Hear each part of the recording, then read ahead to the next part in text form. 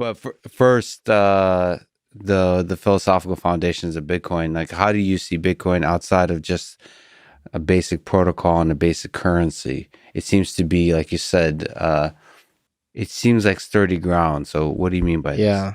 Yeah. So it's not just any protocol for moving value around. It's not just any currency. It's got specific rules and values that are embedded in it.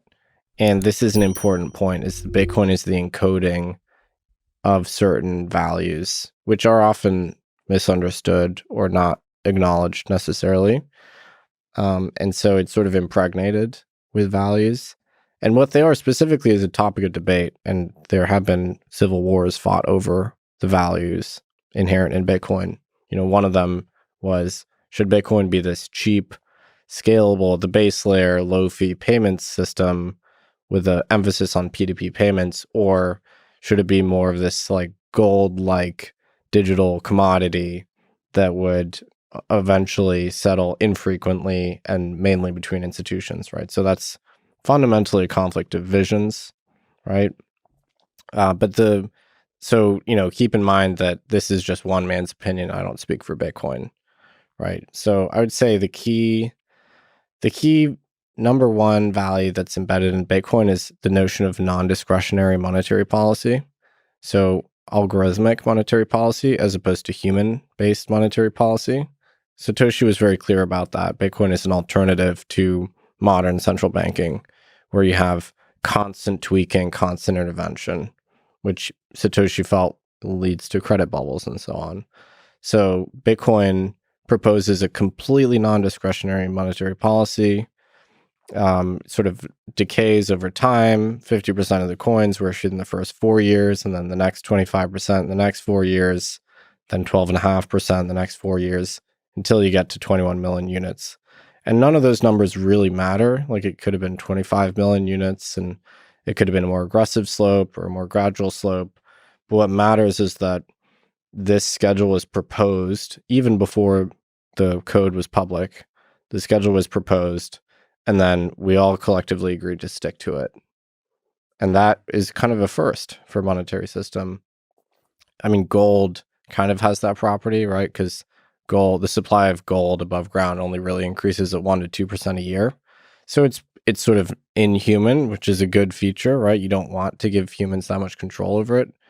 Bitcoin is a much more, fastidious approach to that. It really is super concrete about what the supply schedule is, and the fact, crucially, that it can't change. So we can't have a bailout of debtors. Let's say a lot of people had debts denominated in Bitcoin, and we needed loose, accommodative monetary policy to bail them out.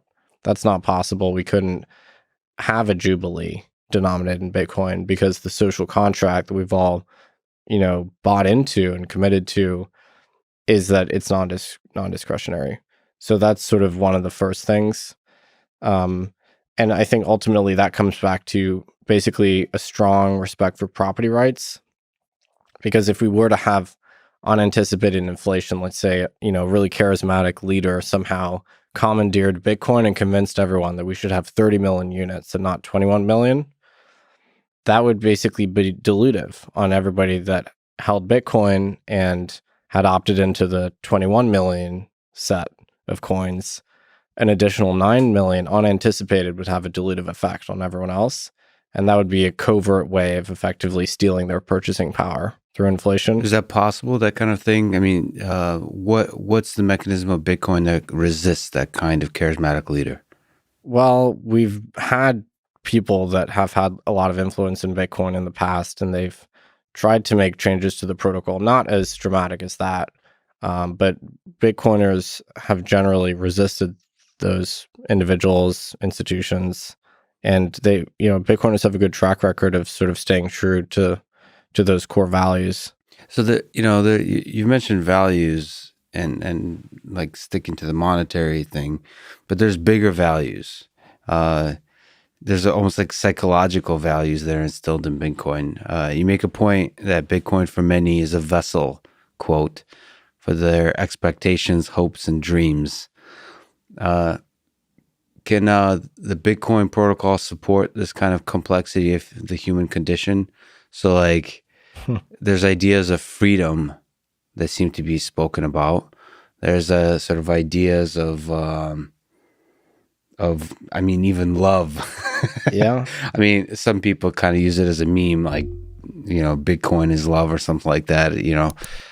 Mostly to troll me because I talk about love all the time. But these bigger ideas than just the exchange of currencies. Yeah, I mean, Bitcoin itself is very simple, I would say. Like, ultimately, it doesn't, pretend to do very much. It really just settles transactions. But people do superimpose their own views on it for sure. Um, and Bitcoin's qualities give rise to these perceptions of it having censorship resistance or giving you transactional freedom or a measure of transactional privacy. So because anyone can operate a node and join the consensus process, and because mining is a competitive free market process, that means that it's likely that you can't be censored by the miners. So that means you have transactional freedom. So you have these computer science technical features of the system that cause it to have these political qualities, which is it's very hard or impossible to censor a specific individual. So it's interesting to see that flow. But so that's one of the core values for sure is the censorship resistance.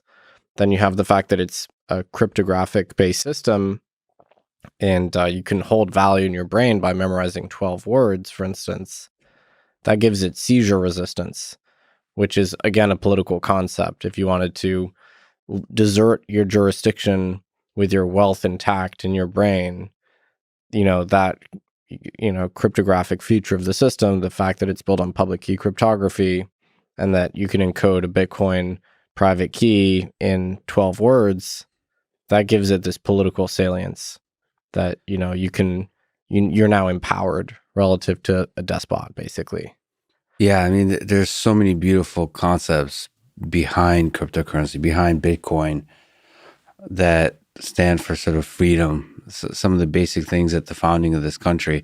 The one thing I don't like personally behind Bitcoin and cryptocurrency is that money is involved, and it's like people's life savings sometimes are involved.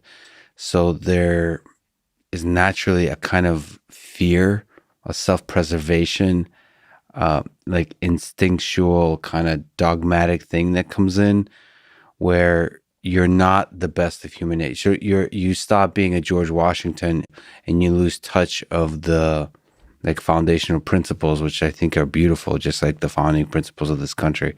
So that's just like so I like staying on the level of like the philosophy versus the level of like all my money is invested in Bitcoin. And that becomes very tricky territory to have principled discussions Yeah. about ideas.